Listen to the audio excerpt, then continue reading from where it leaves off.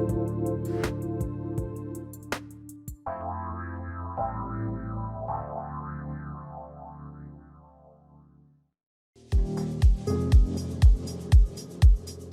Shift Podcast, Perspective and Our Power to Change, invites us to expand our lives by changing the lens we see through. Is something different calling you? Do you ever ask yourself, is this all there is? Or have you forgotten why you're even here? Trish and Diane create insightful and empowering conversations about connecting the self, soul, nature, and community. Navigating life by choice rather than circumstance is how we make the shift to expand our humanity. The shift starts now.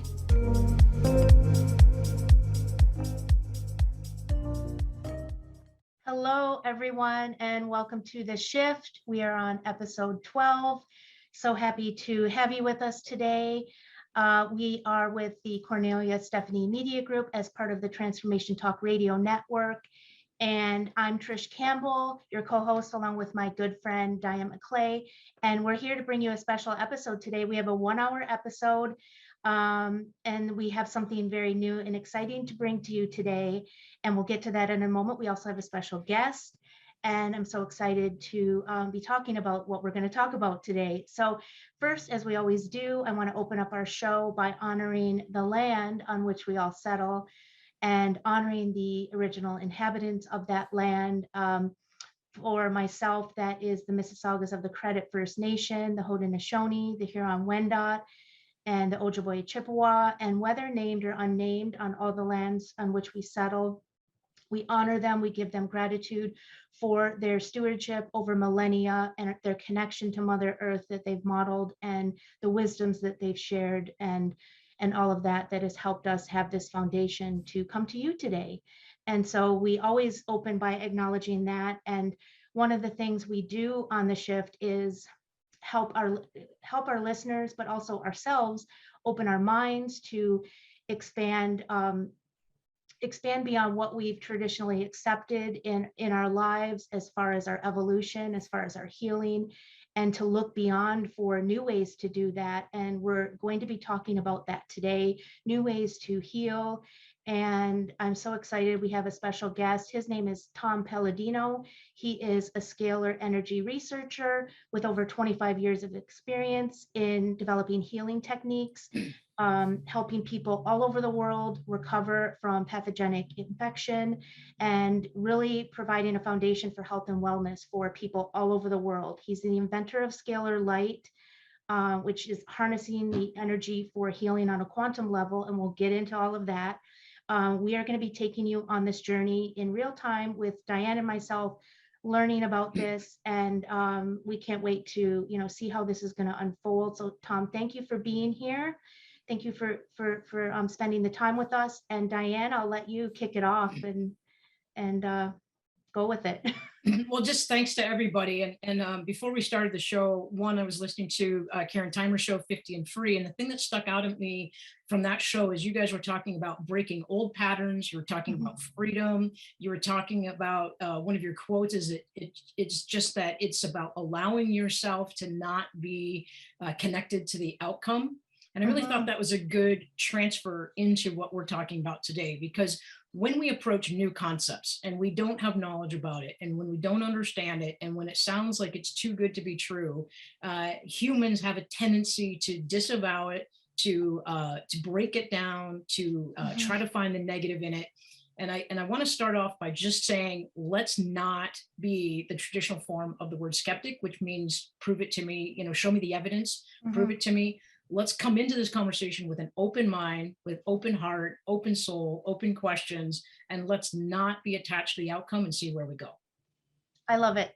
All right, Tom, start us off a little bit. One of the first questions I have is, we're going to get into the later part of the show about what Scalar Light is, but can you give our listeners just a brief, how did you get here? Because to me, it doesn't seem like Scalar Light is something that people teach in school. Nobody gets a master's degree in it. So can you tell us, like, briefly, in a couple of minutes, what was your journey that, and I know you did some undergrad work and you were fascinated by other scientists. So what was your journey that led you to this place? And what is maybe one of the most influential things that made you know that you were on the path to your purpose? Well, ladies, first of all, thank you for the invitation. Appreciate your time and effort. What was my trajectory? How did I get where I am today? I've always been inquisitive. I've always had the mind of an inventor or discoverer. I've always wanted to be a trailblazer. I've always wanted to be a leader, not necessarily a follower. And with that type of ideation, I've always approached my research. How did this start? When I was a youngster, I was reading about the great scientist Nikola Tesla, and I knew that Tesla, the brilliance of Tesla, and I don't think anybody's ever matched his brilliance. I knew he was onto something that was so out of the box, that was so groundbreaking. And then it came to me. He wasn't working with electricity anymore. He was working with a different type of energy. And I modeled my career after that. I said to myself, this is the superior technology. This is the technology of the future. And with that, it's private study. It's independent study. There's not a college classroom that speaks about scalar light research. I had to do it on my own, and I had to rely upon maybe 10 scientists, they're all deceased, 10 scientists that I could extract from what they were doing with scalar energy and then continue on in that vein. So I am a scalar energy researcher. I don't work with electricity. I work with a subtle essence, if you will. And I believe it's a career that's been, if you will, well suited to my temperament. And I am happy. I'm pleased where now the state of the art has advanced. Again, I think this offers mankind such incredible promise. This is the technology of the future. Scalar energy is going to change the world. And go ahead, Trish. I'll jump in real quick because I want to kind of back up a little bit. And maybe you can explain, because you mentioned, I think, electromagnetic energy, and what is the difference between what you're working with, and maybe explain that for our listeners, between the energy we use every day and. Sure. I believe all energy originates from the stars. If you look at the universe, you have to look at the stars and you have to say, that's the point of energy. That's the point of light. And I believe all energy starts as this divine massless energy, which is scalar light. And when it degrades, then it starts to incorporate electrons. It's the flow of electrons. But scalar energy is massless. It's perfect. It permeates the universe. It really is the subtle essence of the universe. And why is that so important? Because we're no longer bound to physical matter. With electricity, you're bound. The parameter is an electron and the movement of an electron. With scalar energy, there are no electrons. There is no mass. It's massless. Hence, it's a perfect information system, as opposed to the slow movement, if you will, of electrons. So what am I getting at? The speed of light, 186,000 miles per second.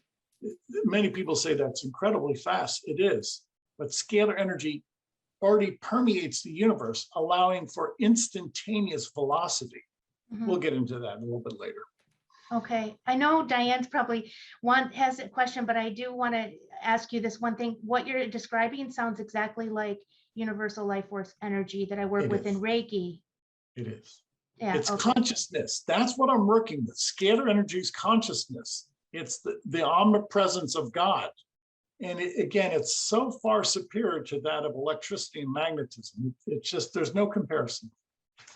I want to give I'm not necessarily jonesing to ask a question just yet, but my knowledge of Nikola Tesla is he was working on electricity at the same time Thomas Edison was, right? He was working on a different version of it. Yeah. So I want to call out the first place that we can be skeptics. Why did Thomas Edison get all the credit for creating the electricity and for putting it into the world, and hardly anybody knows about Nikola Tesla? We don't have to answer the question, but it's for my listeners to say, we know one thing to be true because it got told to us and it got taught to us, and there's this something else that's out here that we don't know much about, because it either got obscured by society or it got pushed away. I know that Tesla has often been referred to as sort of the most, not disrespected, but unrecognized inventor of time.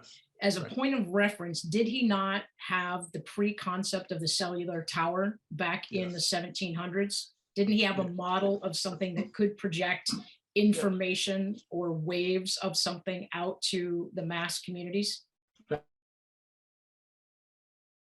Wireless transmission tower in Colorado Springs.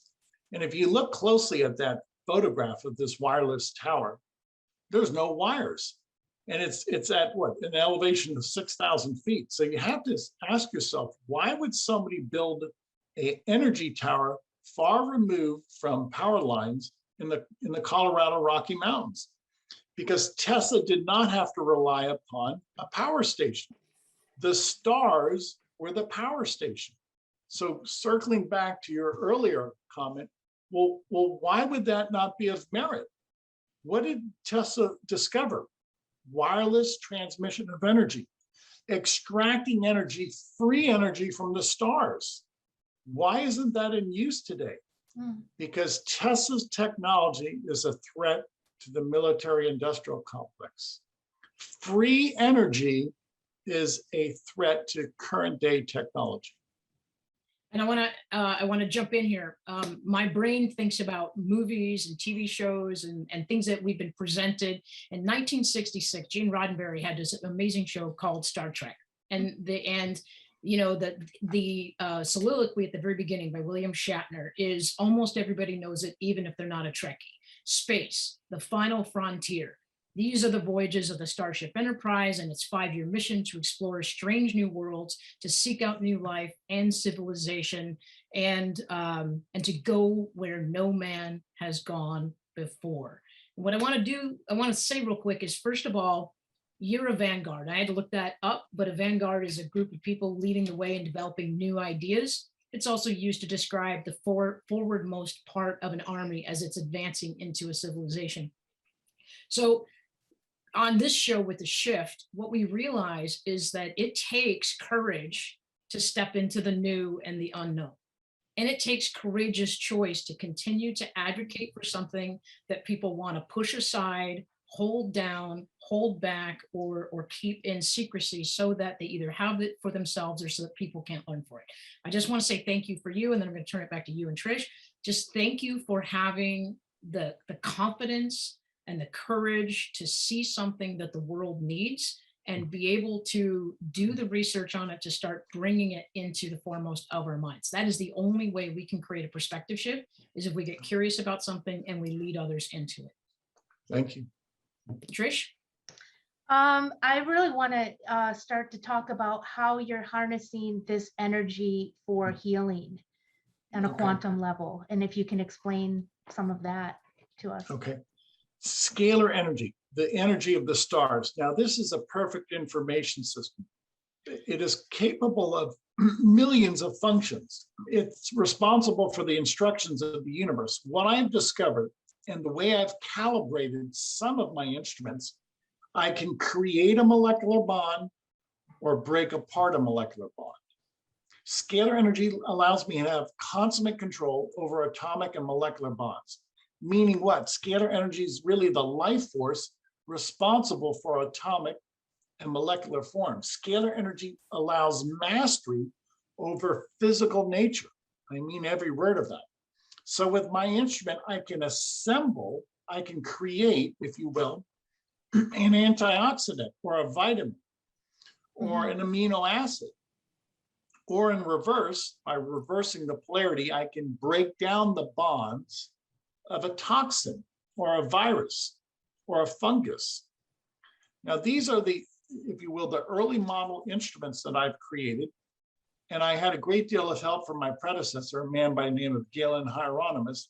But this is a proven method, a method in which we could help millions, billions of people around the world if they finally could isolate and identify this as being indeed a health modality, some type of quantum modality to their benefit.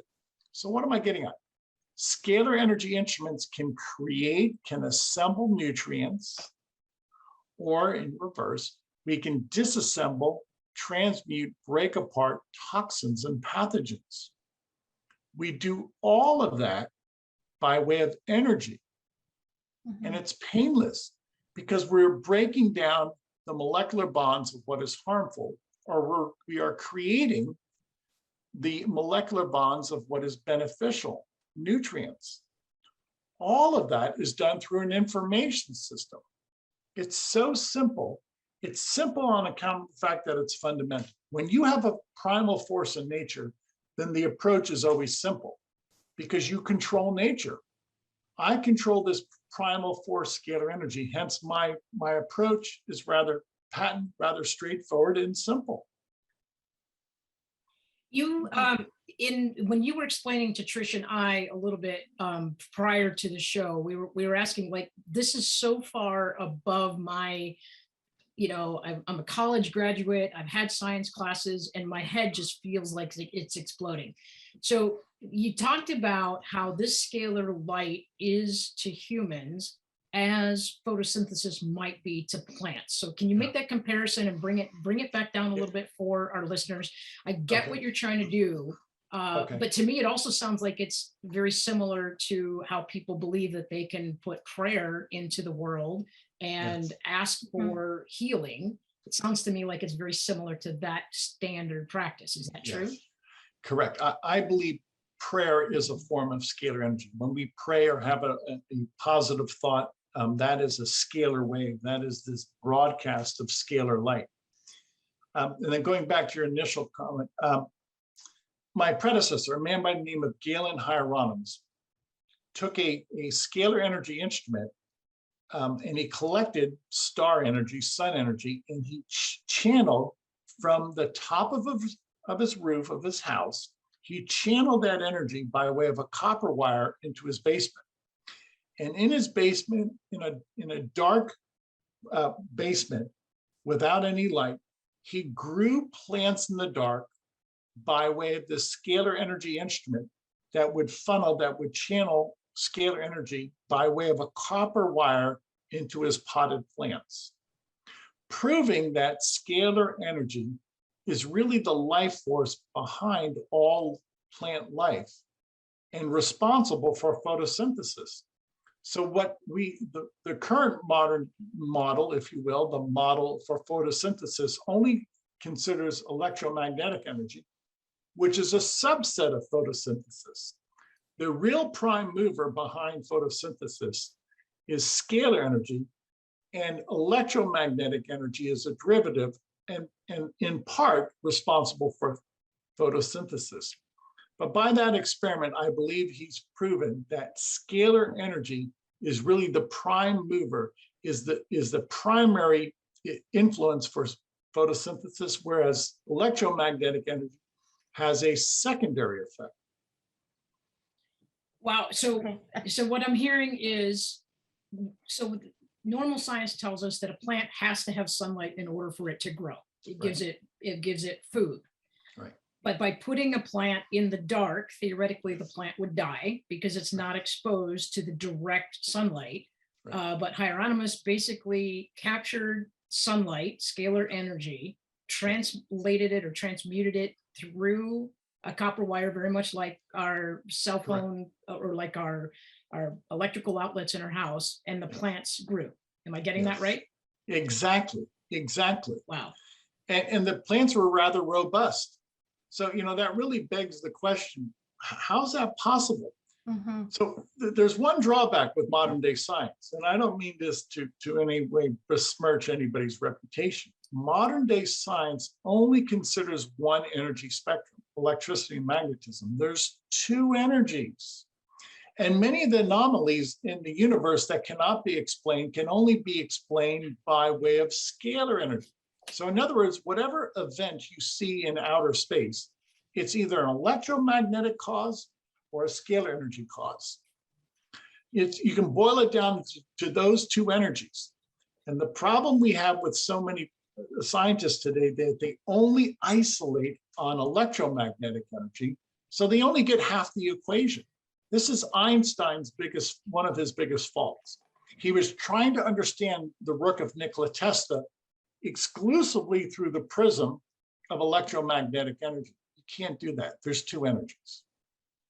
Okay, I want to back up a little bit and maybe kind of bridge that, or some stepping stones from what we're talking about. Because for me, I'm trying to wrap my head around it too. And even I work with universal life force energy as a Reiki master. So maybe I want to try to bridge that comparison of that energy that travels across time and space, and then harnessing it through an instrument or in that channel. I guess I want to understand how or why the instrument, where that comes into play versus with the healing energy. Like you said, this energy is the same as prayer. So Yes. yeah, like kind of walk us through that. I want everybody watching this podcast to realize you control scalar energy. We are composed of scalar energy. So you're made in that image of God. Scalar energy is divine energy. You're made in God's divine light, in his divine image. And a great example of that is the heart, the human heart, which broadcasts scalar energy, your emotions, your love, your mercy, your compassion, and your mind, your brain. Your mind is a great example of a scalar energy vessel, instrument that broadcasts scalar energy. Meaning what? I believe all emotion, all creativity, all thinking is governed by scalar light. Why would I say that? Scalar light serves as the instructions of the universe, the intelligence. Well, with emotion, that's some type of intelligence. With thinking, that's some type of intelligence. So going back to my earlier statement, scalar energy is massless. It's omnipresence. So when we can think, we think at the speed of thought because we're not bound by mass. So we're working with the perfect information system. Scalar energy is perfect information. And our emotions and our thoughts tie into, interface with that perfect information system. Okay. I like the fact that you're really, I can understand an information system, right? Words are an information system, but we have a lot of thoughts and feelings that are not, they're not tangible. When I get angry, it becomes tangible for other people because my voice gets louder, or I use harsh words, or I direct it more focused. But I guess what I'm feeling right now, and tell me if I'm on the right or wrong track here, is that thoughts I'm having, you're unaware of them. Feelings I'm having, you're unaware of. But when I use my brain, my mouth, and my voice, that is a communication system. You get the full benefit of whatever has been building up in my mind when I direct that energy through a communication system, and it has a receiver. Is that right? The receiver is the person who's hearing my language. Right. So you're basically saying you have the knowledge with your research, you have the knowledge.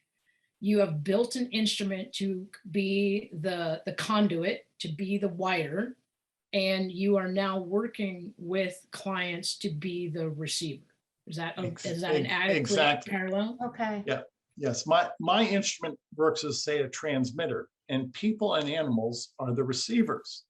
Now, before we go any further, I want to show the audience just how unique my approach is. Remember, this is massless. I'm only working with intelligence.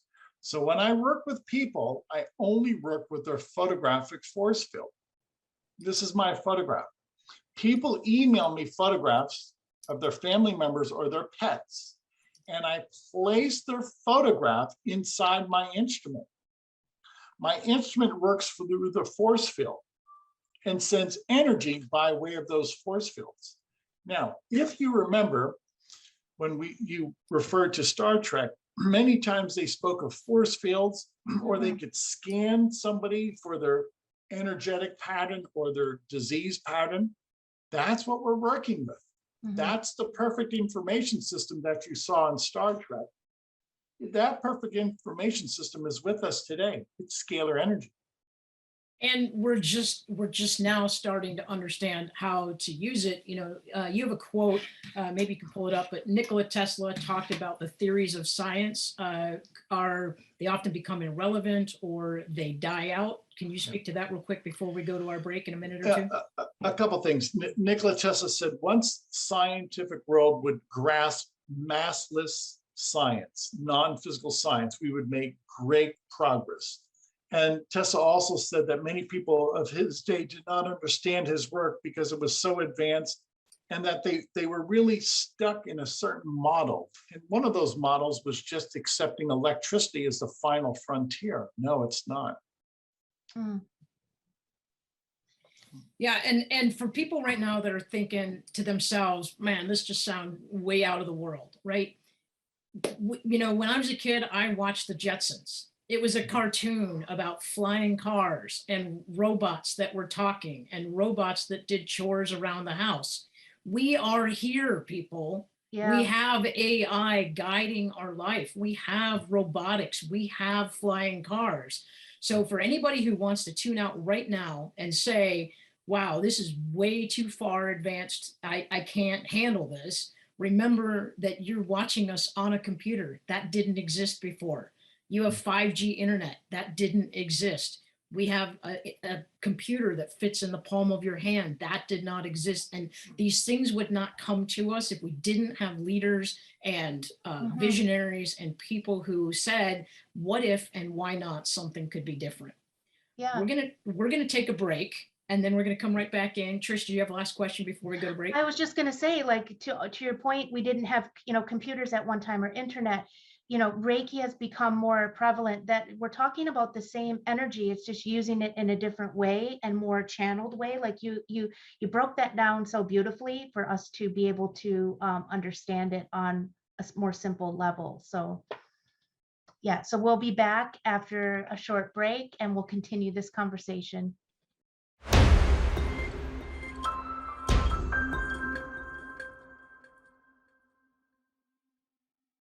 Welcome back to the Shift Podcast. I'm your co-host, Diane McClay, with Trish Campbell, and our guest today is Tom Paladino, and we're talking about scalar light energy. And if you're just joining us, we were just setting the table, we were just setting the conversation for how is scalar light energy, which sounds so vastly different than what we've ever heard of before, how is it really actually similar to things we're already using in our lives? Trish is a master Reiki healer. She's compared scalar light energy to the energy she uses in Reiki healing. I've compared it to prayer.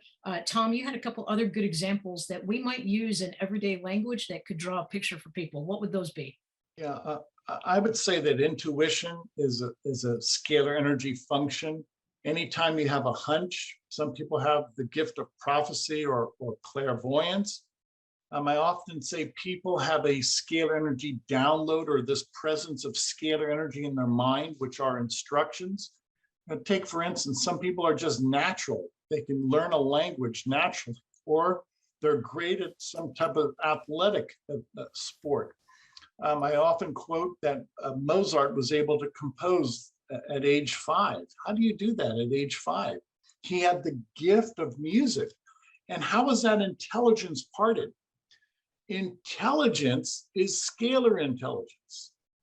Everybody who has a mind, a brain, is using scalar intelligence, scalar waves to think, to survive.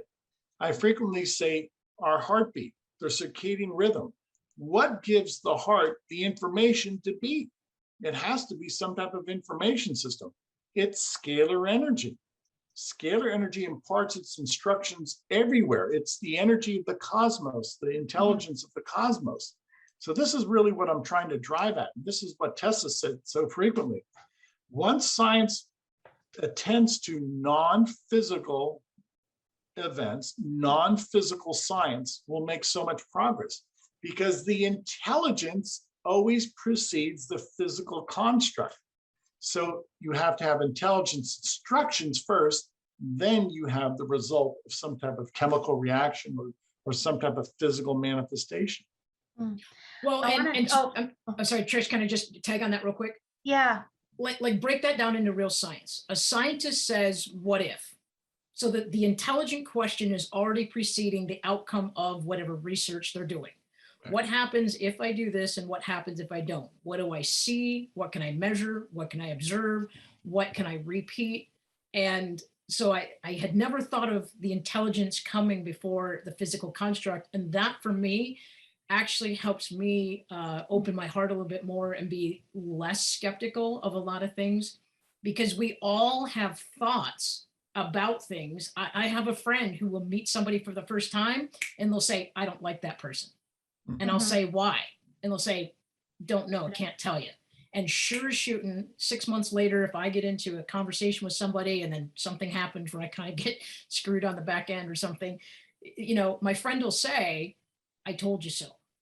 Yeah. Right. So then not somebody had scalar knowledge of how that other person was going to interact with me. I didn't believe it until I had evidence. And usually my evidence is when I end up with holding the bag or getting the short end of the stick. Right. Yeah.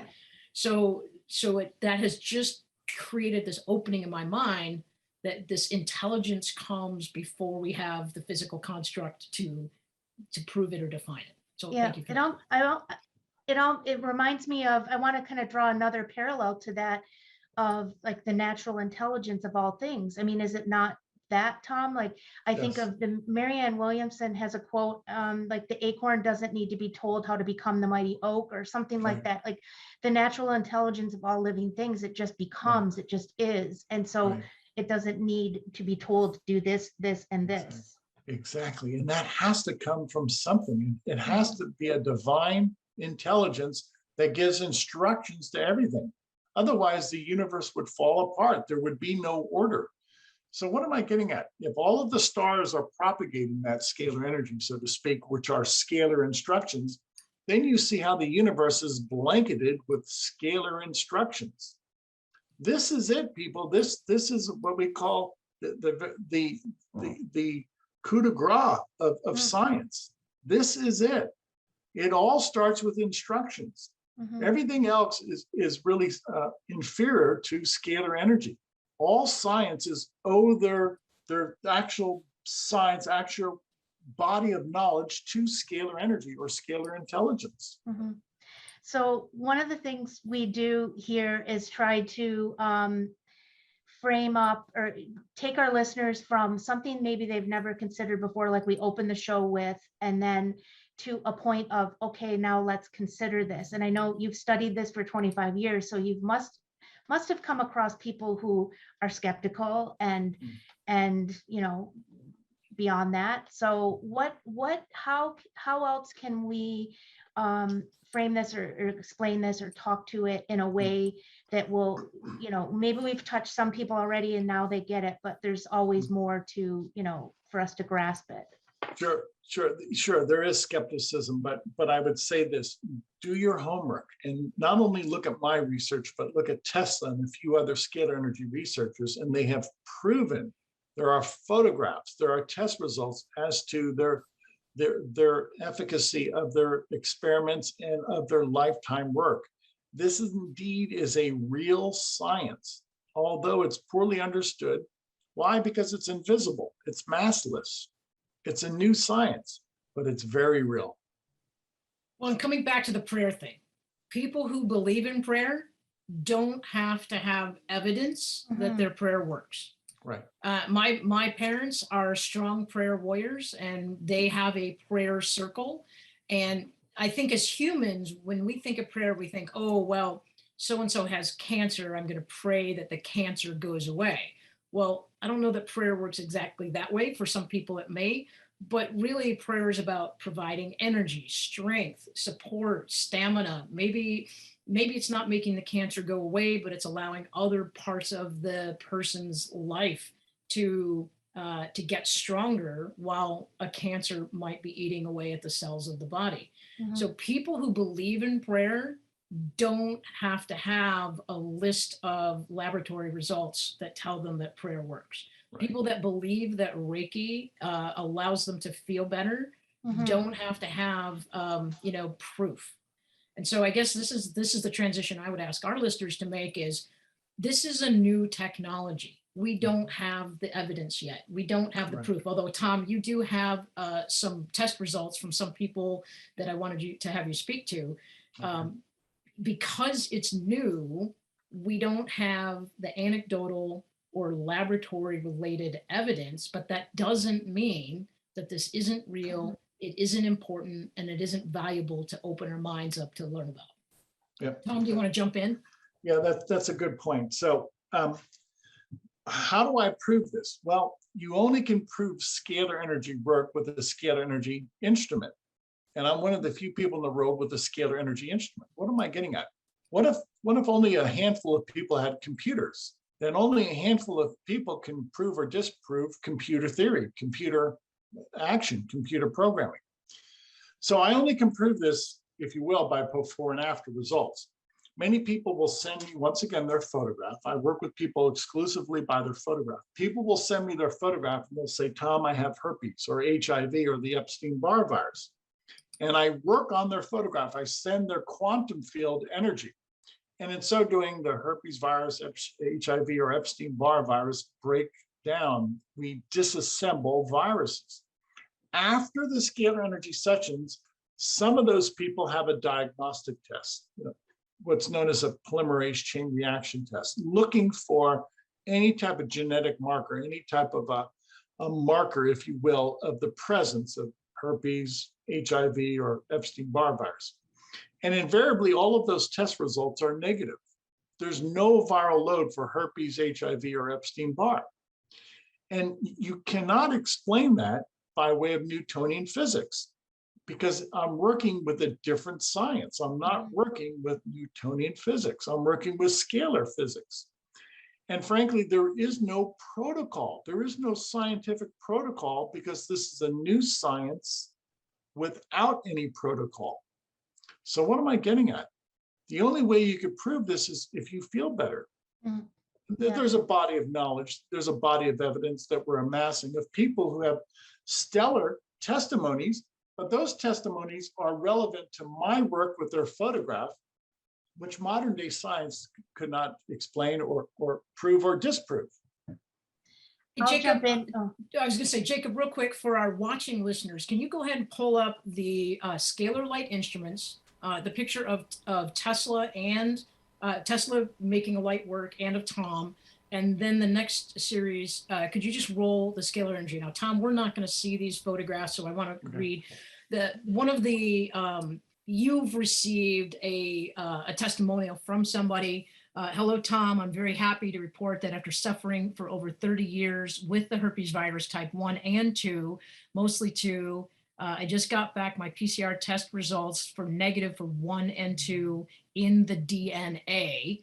And this was actually dated from 2017 or 2018. So these are relatively recent examples. You sent us 3 testimonials. They all essentially say the same thing. But the reason why I wanted our listening audience to be able to see your instrument and to be able to see your light thing is when this goes to an archive, people that need to have a visual reference will be able to do so. Right. Thank you. And to speak to that point, that is the beginning body of evidence that we're working with. Thank you. I was just going to say, to draw another, to go back to that, people can't prove this, or, there's no real proof unless, except for feeling better. And to give our listeners another example of, whether it's meditation or, there was a time when you didn't have that in your life, and then suddenly you have it, and it's working for you now, or your life, you're starting to feel better. I know with my Reiki clients, we can't explain it, and I do a lot of distance Reiki, so I get how this works, and that it crosses time and space, and that people will say to me, I don't know what's going on, but I can feel something happening, or I don't know why I felt the need to release some emotion or whatever. So I believe that the energy has that natural intelligence to find where it needs to go and to do what it needs to do without being told to. It has its own intelligence. And I will say, I know you have, you offer people a chance to, here's a way to prove it to themselves through your 15-day trial. And I've tried that myself. And I can tell you by day 3 or 4, I was like, I don't know what's happening, but something's happening. And in a positive way. It was like, I couldn't explain it, but I was feeling better. I felt like things were coming up. And if you've done any healing work, that sometimes that doesn't feel good at first, but then it comes up so that it can be released. So I feel like it was healing my physical body, my emotional body, my energetic body. And invite our listeners to, if they're skeptic and they're skeptical and they want to, see for themselves and try your trial, they can go to scalarlight.com and sign up for that, right, Tom? Yes, Yeah. thank you. And then also, let's just plug, if they want more information, Tom has a Facebook page. Facebook.com/experience scalar. So, I'm going to be transparent here. When I first heard about this, my mind wanted to stay closed. This sounds ridiculous. It sounds odd. I don't understand it. But the work we do here on the shift is to be okay with feeling those emotions when they come up, but then really ask the question, well, what if? And Tom has really done a great job for me to open my mind, because I ask him the question, okay, you work with photographs and you work with pets. And my skeptical mind said, well, a pet doesn't know that you're working on them. A pet can't tell you if they feel better or if they don't. Tom, do you remember your response to me about what you said the brilliance about using pets was as a baseline? Yeah, pets obviously have no knowledge of the sessions, and the placebo effect really does not factor in with an organism, in this case, a dog or a cat, that has no idea that they're being treated. Obviously, there is auto-suggestion with people, but dogs and cats do not realize they're being treated. And I think that's kind of, that was an interesting aha for me, because if we remove the intellectual side of the doubt, but you can take a photograph of a pet and maybe even lab test afterwards. And if you can see that something changes after they've had the scalar light, and it's not like a pet owner's whispering in their ear, like, okay, I'm going to give you scalar light energy. I hope you're okay with this. This is going to be good for you. The beauty is that it's starting to give you a baseline where that human intuition to doubt goes away. Yeah. They don't get in their own way like we do as humans. Right. They're very, actually, I don't take this as any slight. Usually animals heal faster than people.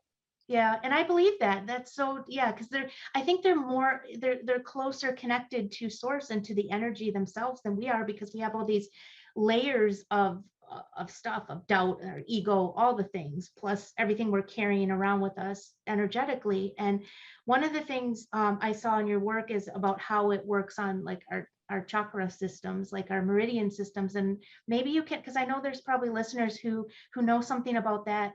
I work with that in my work, so maybe you can talk about how it works in that sense. Sure. I believe everybody has 7 chakras. They're scalar energy points of light. And if you look at a chakra, it spins, and scalar energy likewise spins. It's a double helix. So the animating force of our chakras are scalar energy vortices. That's what a chakra is. And that's one of the reasons why Western science, by the way, has not ever embraced chakras. They've never embraced scalar energy. But with a scalar energy instrument, there's an immediate interface, because you're working like with like. A scalar energy instrument will immediately attune and balance the 7 chakras. It does it automatically. It's not my work as an operator. So my scalar energy instrument is very powerful. It does align the 7 chakras. It does reprogram the brain waves in many ways. This is the non-physical science that Tessa spoke about so frequently. And we can access the brain waves, and we can access the chakras by way of a scalar energy instrument. One of the questions I'm thinking of now is, like, when you use this and you do this healing technique for people, is it something that's instantaneous, or does it happen over time, or how does that work? In a scalar energy paradigm, action is always instantaneous.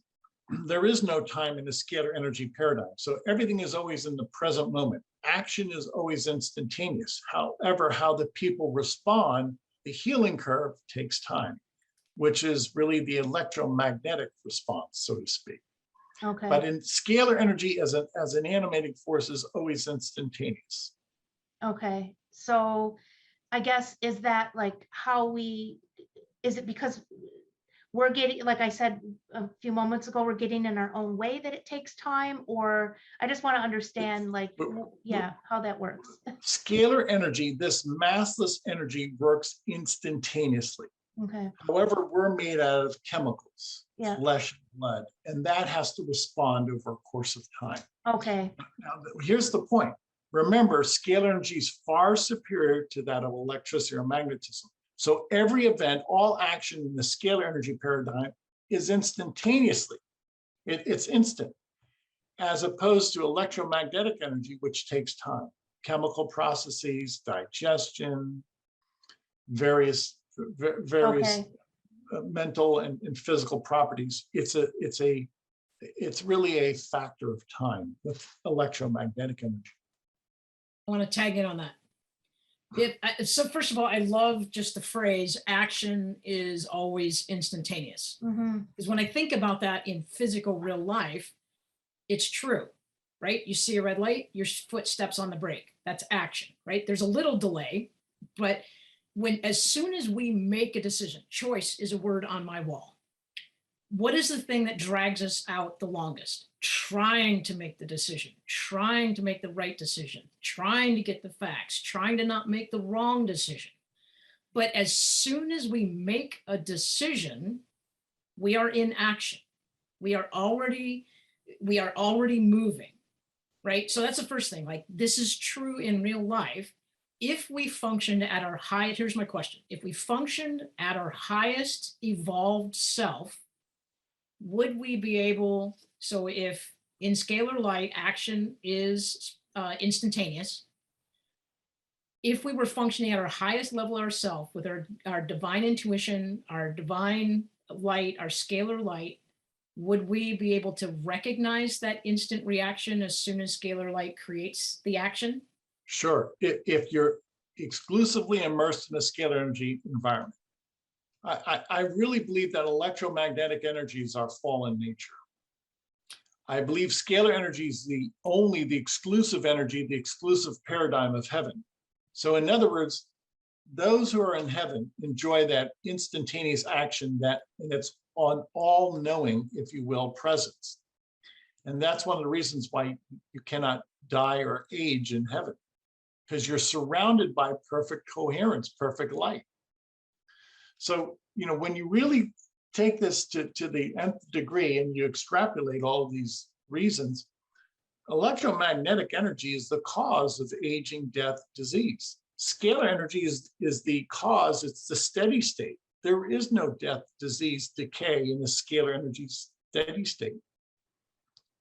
I was just thinking that exact same thing as you're talking about this. Like, for example, living next to electrical towers is not a good thing. Yes. Yeah. Exactly. So, but nobody really addresses that. We're still doing it. So how can we make that shift from, how can we as ourselves as individuals collectively make that shift and start to open up to this? Like, what can you say? The human mind and the human heart are scalar energy vessels. Think well, okay? Have good thoughts, good, holy, decent thoughts, and feel for people and have love in your heart. And that will change the world. You don't need a scalar energy instrument. If anything, my instrument will prove to people scientifically that the mind and the heart are scalar energy instruments, scalar energy vessels. You don't need a laboratory. You don't need a scalar energy laboratory. Everybody has a mind and a heart, and that is your access to scalar energy. I want to say that one more time. Yeah. Just say it, just let it drip it out slow so everybody can hear that. The mind and the soul. Thinking, if you ever consider a thought is the speed it's an instantaneous action. At the speed of thought, there is no from here to there with a thought. Why? It's scalar thought. It permeates the universe. Emotion, your love, your heart, the way you feel is an instantaneous expression. There's no time lag. So thinking and feeling are instantaneous actions. They permeate the universe. They are scalar energy actions. They're not electromagnetic actions. So everybody has a mind and a heart. Everybody has access to the scalar energy paradigm through their mind and it is just a different way of thinking of like connecting to who we are, to that divine light in us. That's essentially what you're saying. If we were in that state all the time, we probably wouldn't need an instrument to deliver that to us, is what you're saying. it's perfect bliss. You're right. Yeah, right. Well, Okay. And this morning I worked with a coach who I have some challenging family interconnectedness, as a lot of people do. And the coach this morning said to me, what if you went home to the holidays this weekend? And what if you had peace in your heart? What if you looked for the good that the people who challenge you have? And I really quickly wanted to say, oh, but I'm doing that. And the reality is, the perspective is I'm not. I'm walking in with judgment. I'm walking in with pain. I'm walking in with expectations. I'm walking in with what I think I want out of the situation. And so what's happening right now, Tom, and I got to tell you, this is literally my diaphragm. There's this quiver, and then there's also this expansive feeling as I listen to your words that scalar energy is in the mind and it's in the heart, and we all have it. We are all vessels of scalar energy. Mm-hmm. But this quiver is almost like something's ready to expand. Mm-hmm. And I'm combining that with the challenge my coach gave me, which is, what if I walked home with complete peace in my heart? That's scalar light. That's scalar energy, is it not? Very much so. Very much so. So somehow we have managed to go through an hour, and we still we could talk for 3 more hours, Tom. We'd love to have you back on the show. Yeah, please. You're going to be on my show on December 10th at 1:30 Pacific time. We're going to get into this again. How can people get a hold of you? And we'd like to give you the last word. Okay. The best way to learn about my work is the website, scalarlight.com, SCALAR, scalarlight.com. Avail yourself of a free trial. Anybody in the world can email us your photographs, and we will, for 15 days, balance your chakras and eliminate microbes. All of this is done by way of the quantum field through your photograph. I think that's the best way to introduce this to the audience. If you're new at this, do your homework, read the articles, and make yourself comfortable. And you're also one of the influencers that are one of our founding members of the KS Media Group app, so people can connect with you there. They can connect with scalarlight.com through that as well. Thank you so much for being with us, for helping us along on this journey of learning for ourselves in real time. And we'd love to have you back again. Thank you to our listeners for tuning in. And as you know, the shift begins and ends with us, and it starts right now. Thank you for listening to the Shift podcast, where perspective and our power to change intersect. Slowing down to look at things from a different angle is necessary to effect positive change. You hold the power to transform yourself and your life. It is already inside you, and it's within reach. Clarity comes from awareness. Momentum comes from choice. Healing, growth, and transformation happen on the Shift podcast, the first and third Fridays at 12:30 p.m. Pacific. For more information, go to invibe.ca or dianemcclay.com.